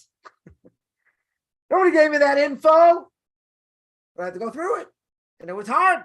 It was extremely hard. Could I have said, even before that, I used to sit with my Rebbe in the rabbinical court for 5 years. I used to see these other Orthodox Jews come in, say they lied, they cheated, they stole, they did this, did that. My Rebbe would say, it's a good thing you have a connection to me. Otherwise, you'd wonder why I became an Orthodox Jew. I was like, yeah, good point. But you understand, don't mix up Jews and Judaism. Just because Jews do things doesn't mean it's right. That one doesn't mean it's right over here. But a person can say, well, I don't want to have too much to do with Judaism because this happened, that happened, the other thing happened. Now, again, personal trauma is a very hard thing. Is a very hard thing. So people come out normal with their beliefs intact. Okay, I have a tremendous amount of respect for that. But at the end of the day, what they do, they want to spit in God's face and say, how could you do this to me, this and that? So I can't judge that. Nobody can judge that, what they've gone through. Right? We have to show empathy. No question. Holocaust survivors no different. You know, even if they're not religious and they say, where was God and this and that. You know, I had a relative tell me that. That was the first thing they said. One of the first things they said besides saying that I was a fanatic. And how could God kill so many people? Jewish people didn't deserve it. I'm not going to answer that. She didn't go through the Holocaust. Maybe she had family with it. I don't know. She didn't go through it. Right? And most of her family didn't go through it. Didn't experience it. She was almost 100 years old. Right? She was in America for, I don't know exactly the story. But in any case, that was one of the claims. I didn't answer that. That's a good question. Maybe just throw it out as a block. Just say, well, look what God did over here, this and that. But what does that have to do with us? There are people that were saved that had tremendous faith in God because they saw miracles all the time. Doesn't mean they didn't go through hardship or the tremendous hardship. Can we blame anybody? No, can't blame anyone. Right? How's God going to look at it if their faith wasn't intact? He'll judge it how he judges it. But again, if we go through difficult times, and we say it's God's fault, he did this and that, we don't see the bigger picture, how's God going to judge that? It's not going to look too good on us. Because the person's going to say, well, I've been put in a situation we can't handle. Not true. Not true. Maybe really hard. It may seem impossible. Right? But we're still going to be liable. Right? As far as I understand, we're still going to be liable. We can spit in God's face. That's our choice. We make that choice. Okay. But if we make that choice, that's our choice. And God's going to judge it however he's going to judge it. Maybe you suffered so hard. Maybe you had to go through this. And, things do not necessarily offset. They don't. Everyone's going to be liable for what they do. At whatever level they're at. They're going to be liable. Even if what they go through is very hard. Somebody here says, how is one person supposed to set up a court? One person not necessarily supposed to set up a court. You need people. You need people that understand the Noahide laws. And they know them well to set up a law court. They have to go to other people. So let's say you have an Noahide community. Right? Should be under the auspices of a rabbi, knows what they're doing, right? But let's say you have a community of 40 people, 40 families, 30 families, 50 families, right? Shouldn't you set up a law court? You're going to find people who know what they're doing. So one person cannot set up a law court. Obviously, you need judges. Where are you going to find judges from? There's certain things in secular law that agree with the Noahide laws, but many things don't. Right? There are a number of things that don't. But they have to, every community, it's not based on an individual. It's every community. You guys say, well, we don't have communities. Good. So we're working on that. That's true. That might be true. All right. There are a few communities. They haven't set up law courts. Guarantee you haven't. There's one in Humboldt, Texas. Right. Rod Bryant, Nativ. I don't think they have a law court. I mean, they have rabbis they speak to. So could be. Could be that, if there are squabbles or different things, they go to people who can do that. I don't know if they do. I can't say if they do or not. I don't know. But if you have a community, there are a few communities out there. They should set up a law court. But, like anything else, the Noahide movements, and when it comes to conversion, you need people who know what they're doing. And unfortunately, there are a lot of people out there, they don't know what they're doing. They may claim, they can claim whatever they want. They don't know what they're doing. Right? That's the problem. So you have to go to, people who know what they're doing. And you're right, an individual cannot do that. One person cannot do that. Is the book The Divine Code enough to know about the Noahide laws? Yeah, I think it is. It's a 2-volume set, right? That's pretty thorough. That is definitely thorough. Right? So is that enough to know about the Noahide laws? Yeah. But again, there's plenty what to learn. You can go through that and say, okay, I know the Noahide laws. It's complex. Right? I'm giving classes every week. Hitting class number 59. I got a few more left. There's a lot of detail. There's a lot of detail. But yeah, that's a very good place to start. Is that the only thing? I wouldn't say it's the only thing. Plenty, there's plenty what to learn, but it's, it is pretty thorough. I would agree. It's pretty thorough.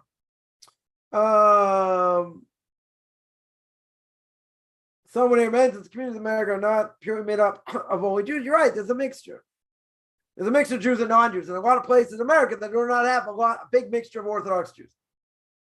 Outside of New York, New Jersey, you have Baltimore, you have St. Louis, you have Atlanta, you have communities in Florida, you have Houston, you have Dallas. San Antonio is a smaller community. You have Denver, Chicago, you have South Bend, Indiana, a smaller community. You have Toronto and Montreal, outside of the U.S., communities in California. You're right. In smaller places, smaller communities. It's true. But the point is, even by Noahides, even if you have non-Jews that want to be Noahides, they're spread out all over. I know someone somewhere in California, it's like one other person, like 200 miles away. That's it. So you don't have a lot of Noahides wherever they are. Right? So even in South Carolina, how many Noahides are there? Probably a handful of that. But the goal is to try and set up communities. That's the goal. At some point. At some point. Somebody asks, at the end, everyone will get what they deserve and the afterlife will be paid back. Yep. Measure for measure. Now, as we always say, we don't know the measure for measure. Right? We don't always understand. We don't always understand the measure for measure. But we definitely believe. We definitely believe that things are not random. Right? Things are totally not random. And that people are going to get paid back for what they've done and paid back in the way that God's going to see it. It's being measure for measure. The problem is, people today, we live in an instantaneous generation. By an instantaneous generation, we mean that people want results now. They want answers now. They want to know why, again, I mentioned this a lot because it comes up a lot. They want answers now, why they're going through it, what's going on, all these different things. Right? All these different things. Right? So if that's the case, then a person has to realize that you may never understand why. You just may not be given that information. Right? So I think I think that, Moses is going to say to God, or said to God, I want to see your face. I want to understand why we go through things now. That's what I want. But at the same time, God says, no one's going to see my face and live. In other words, you're only going to see me from the back. You only understand things after the fact, not while you're going through it. Sometimes we may understand why we're going through it, maybe. Right? It's not very common. But let's say, I just think it's ironic that people want to know what Moshe Rabbeinu was not granted. Moshe Rabbeinu was not granted this information. So how could we expect it? How could we expect in this cream puff generation, God should answer me now? God should show me now. Moses didn't get that answer. Moses is told, you won't see my face and live. There will be payback, 100%. And there'll be payback measure for measure. Good. But that doesn't mean we understand what the measure for measure is. Should a person try and figure out? I would say it's a waste of time. Realize we do things wrong. Realize there's payback. Realize there's repentance. And realize that, at the end of the day, we don't understand. God's ways are not our ways. That's what we're going to say in the fast of Esther. In the Haftorah, we read at the afternoon service. God's ways are not our ways. His thoughts are not ours. But we want to understand to the best of our ability. True.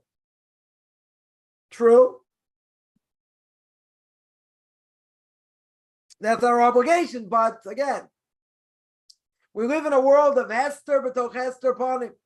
A world where there's hiddenness within hiddenness. So how can we expect to know? I'm not saying, don't know, it's only for the Christians, only leap of faith. No, we believe in, that's, belief with understanding to the best of our ability. It's not a leap of faith. Not a leap of faith. Somebody asked, won't be to know I'd be easier once the Messiah comes. That's if they survive, right? If the non-Jews survive, a third of the world is going to get destroyed. A third of the world is going to survive, and a third is going to be injured. Right? Non-Jews will not be allowed to convert during this time. Why? Because of all these miracles going on. Right? So these non-Jews who stay steadfast to the Noahide laws, hopefully they'll survive. That's why no one's allowed to convert in the time of King David and Solomon. All these miracles, same thing. Right? But if they do survive,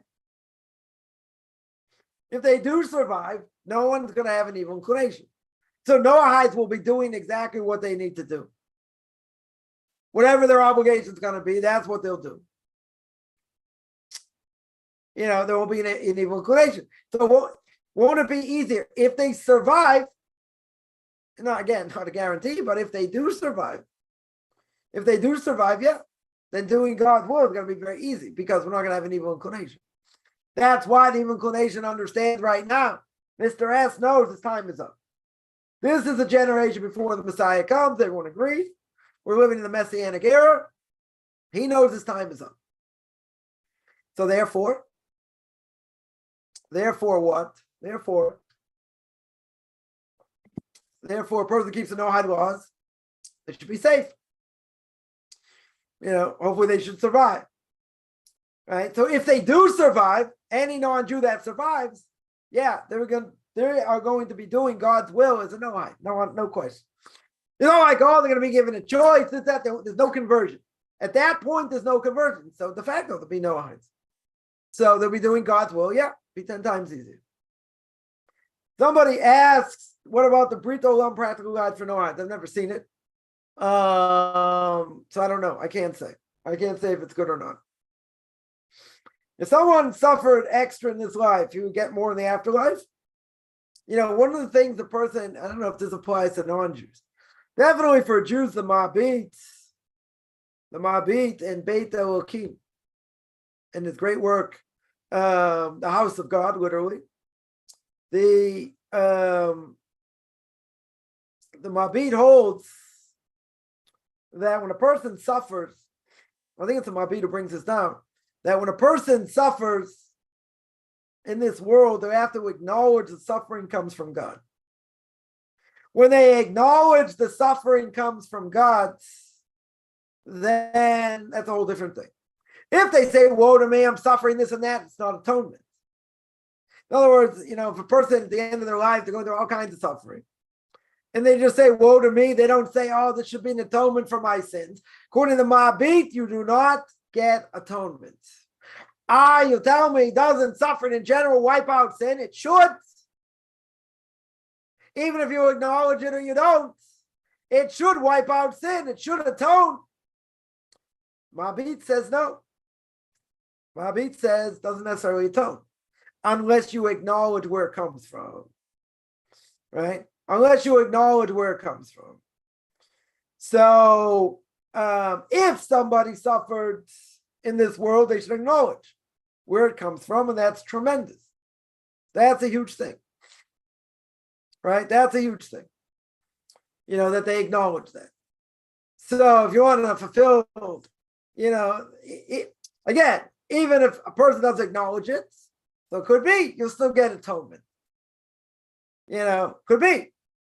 But certainly better to acknowledge, where it comes from. Let me see 1 second here. Somebody asked, there a dress code even at home when reading Torah? There should be, meaning that a person shouldn't, let's say, be learning Torah in in a tank top and shorts. I would say that even if it's hot, even though there are people that I would say a little more modern, don't necessarily have a problem with that. But for a guy, it should be covered.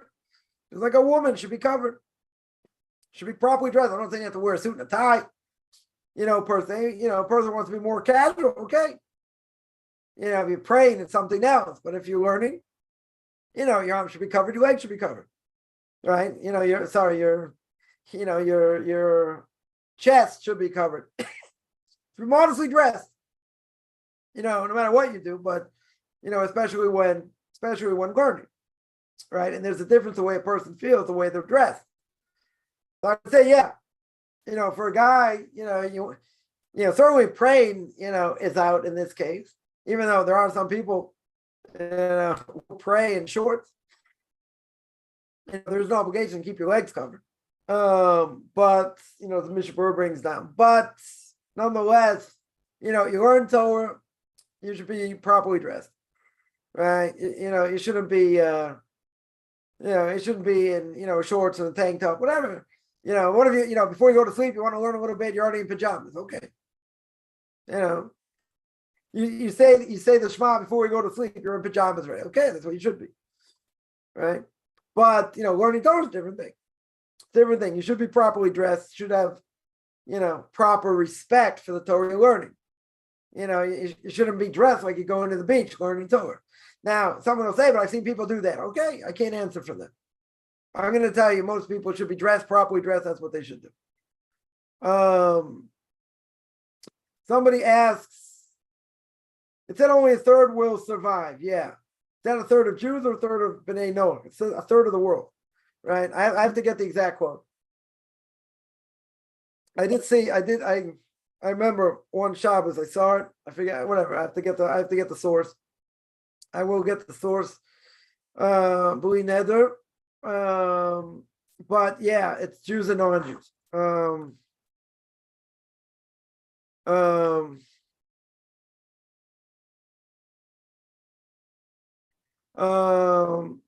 Let me see.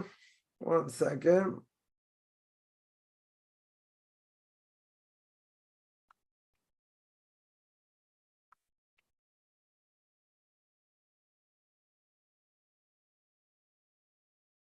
Let's see one thing here.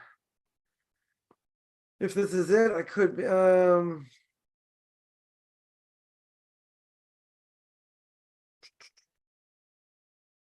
second.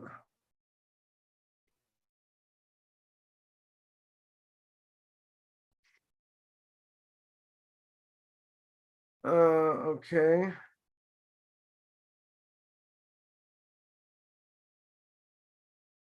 Talks about in Ezekiel chapter 38, all the dead bodies. I mean, it's gonna take 8 months. That's probably where I saw it.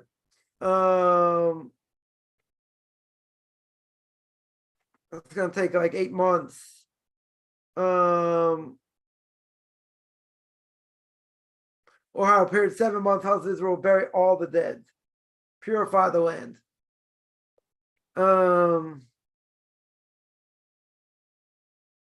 Oh, it could be there.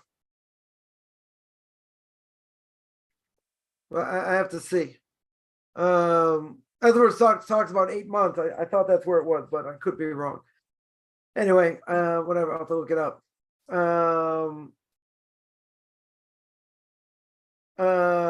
Can suffering alone elevate the level in heaven? Besides atoning for sins, suffering. Well, that's what it does. Suffering, essentially, suffering atones for that. Right? So if a person suffers in general, then that will give them a high, that'll mitigate sin, that'll take away from sins, not get rid of all of them, but will erase, let's say, a lot of sins, but it doesn't mean it erases all of them. But obviously, the more sins that are erased in this world, then the person doesn't have to suffer later. Does that mean a person would have a higher purpose, a higher place later? Right? That's what it would.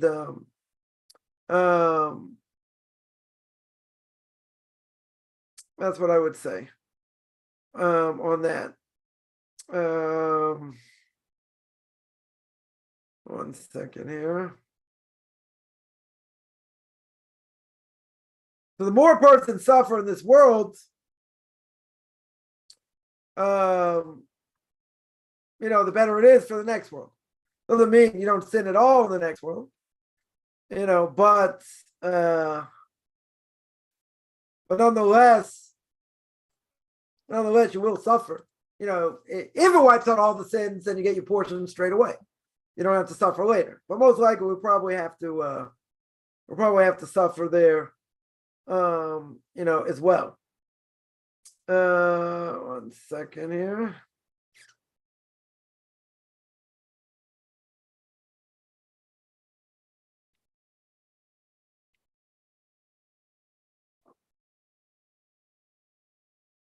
All right, it's not there. Just looking at Ezekiel chapter 38, 39. Could be that's where I saw it. Whatever. I've heard it quoted. I just have to find it. It says in chapter 39, verse 12. It says in 7 months the house of Israel will be burying them.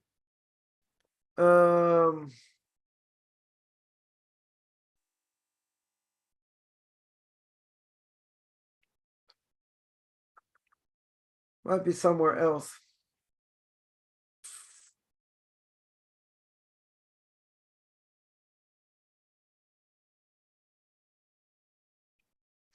All right, I have to see. Where exactly it is.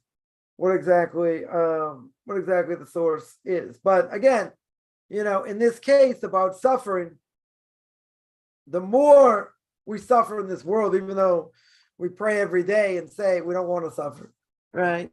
But you don't get anywhere.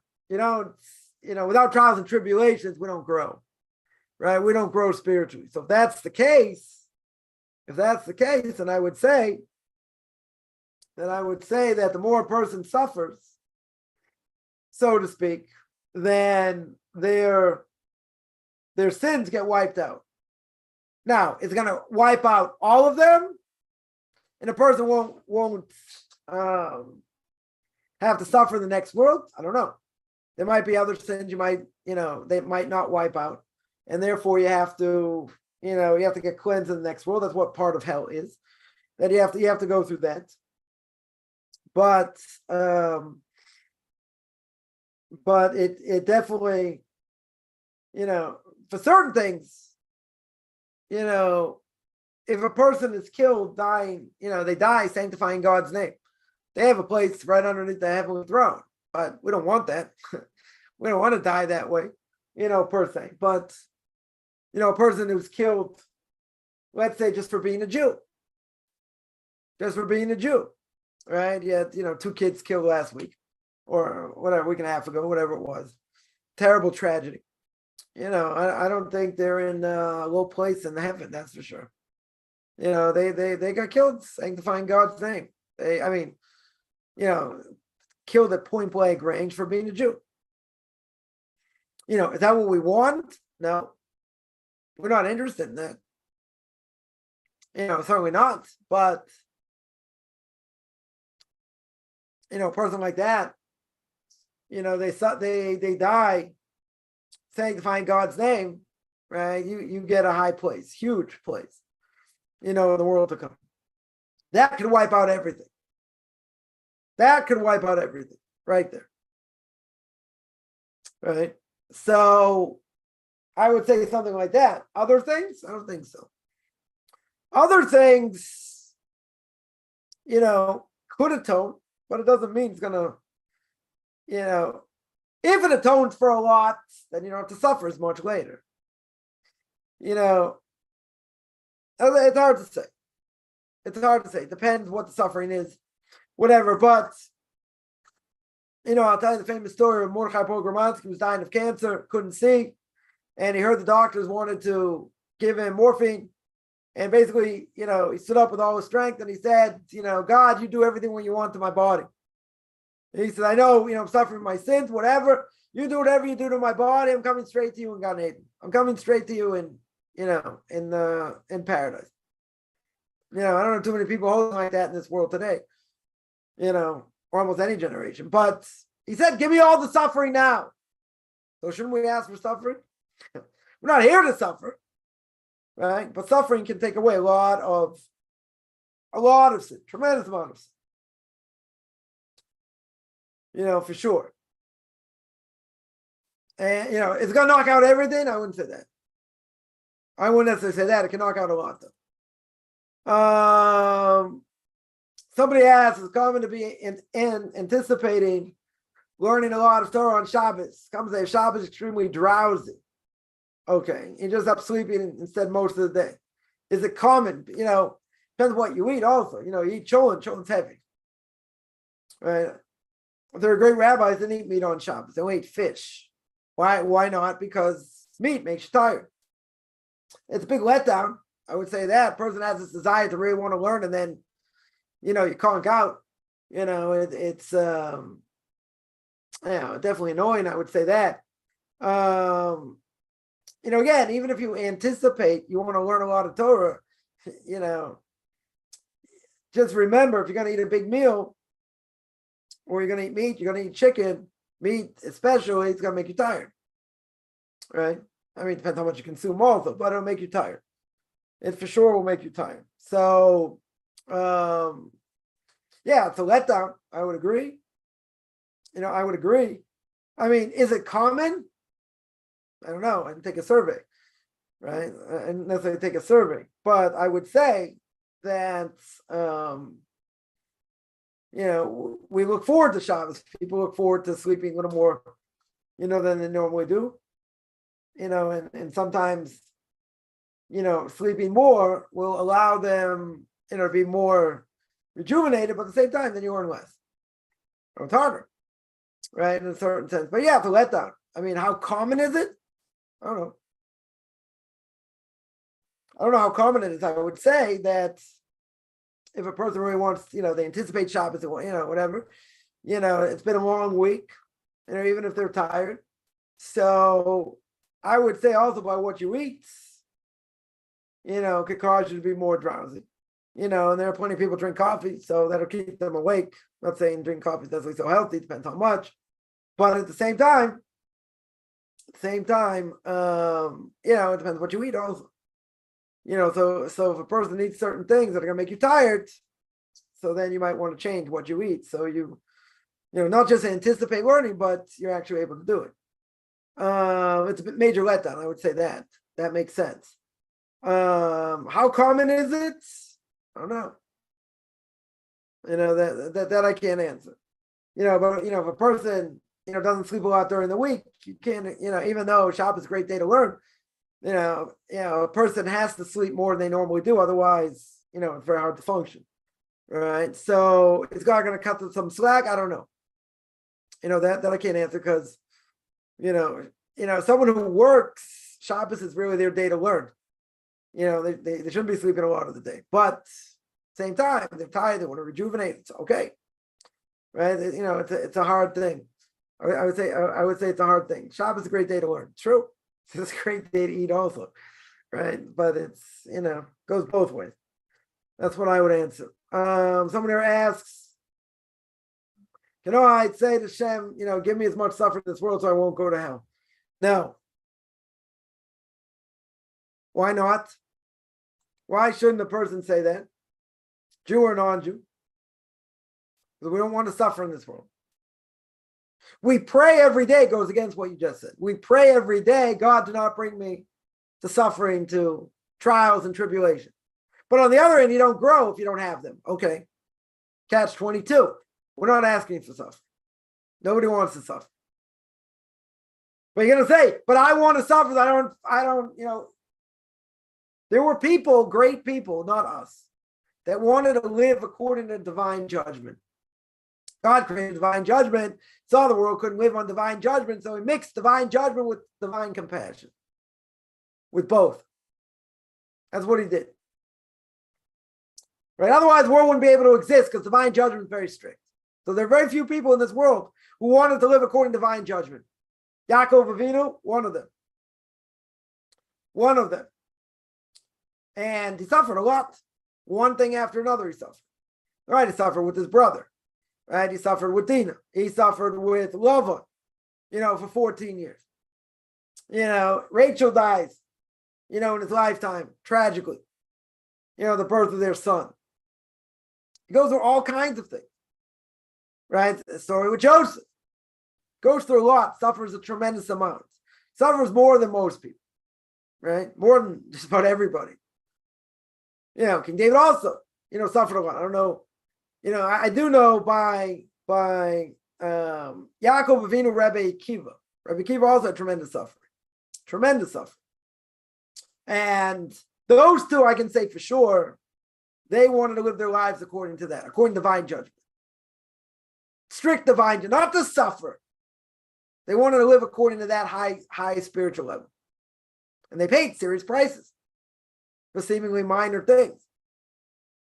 Right? Are we looking to live our lives going to strict justice? I don't think anybody on this planet, at whatever level they're at, even at the highest level, the Torah giant of the generation, that's my Rebbe. You willing to suffer in this world? You want to live according to divine judgment? He's going to say no.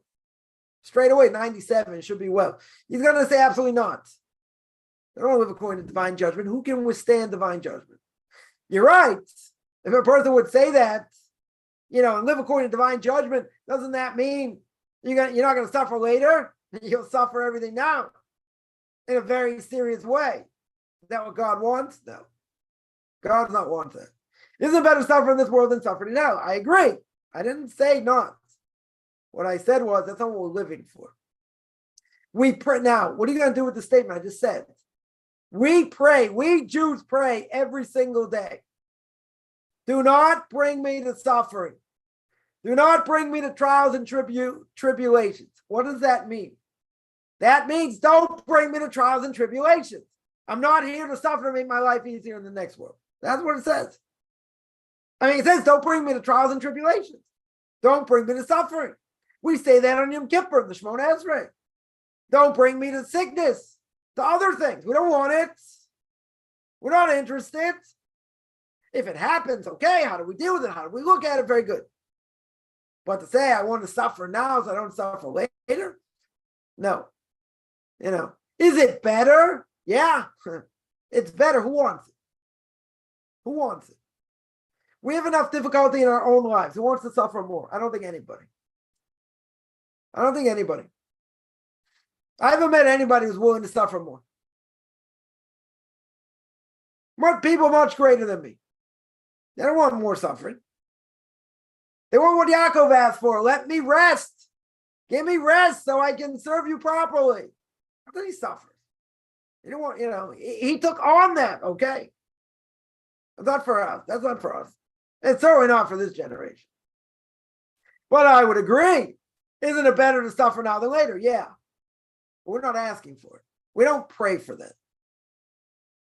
We pray we shouldn't have these trials and tribulations. We shouldn't suffer. But you're going to suffer later for sins we do. True. Not going to deny that. That's true. But we're not asking to suffer now because of that. To offset that I shouldn't suffer later.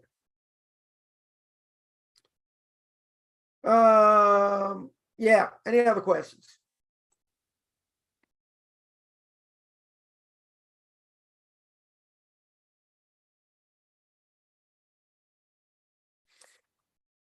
All right, I'm going to stop here. I do this every Saturday, 2 o'clock Eastern time, 9 o'clock Israel time.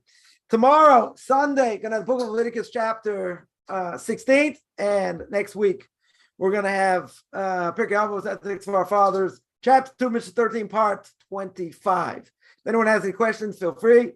You can find me on Facebook at Michael Chaim Kaufman or Beyond Orthodox Conversion Judaism. You can send me an email, rabbichaimkaufman@gmail.com, RBBICHIMCOFFMAN @gmail.com. Wish everyone a good beginning of the day.